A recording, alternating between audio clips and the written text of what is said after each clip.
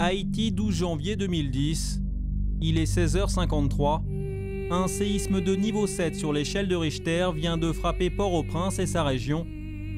En à peine 3 minutes, plusieurs villes d'Haïti sont rayées de la carte. Dans la capitale, même le palais présidentiel s'est écroulé.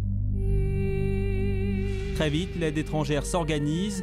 Des centaines de sauveteurs et du matériel sont envoyés sur l'île qui manque déjà de tout. Puis vient l'heure du bilan. 230 000 morts et plus d'1 million de sans-abri. Et partout dans les rues, les mêmes scènes de chaos. Les souvenirs, c'est un désordre absolu. C'est beaucoup de gens dehors, c'est beaucoup de gens les uns à côté des autres, sans du tout d'espace un peu intime. C'est des images d'énormément d'enfants, une jeunesse très importante.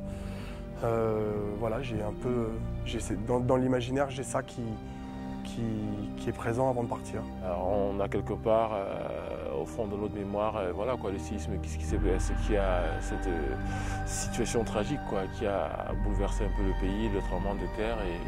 Et ce jour qui, je pense, pour eux, restera gravé dans leur mémoire de manière assez douloureuse, quoi.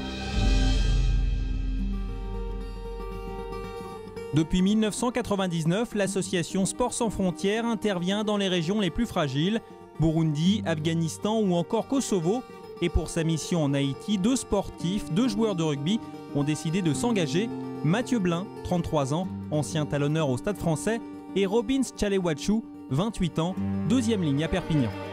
En Haïti, pour les faire découvrir cette importance d'être ensemble, c'est un sport de combat, un sport de contact.